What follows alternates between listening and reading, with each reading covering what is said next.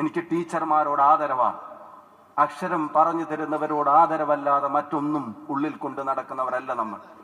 എനിക്ക് അമ്മമാരോട് സ്നേഹമാണ്, എനിക്ക് അമ്മമാരോട് ബഹുമാനമാണ്.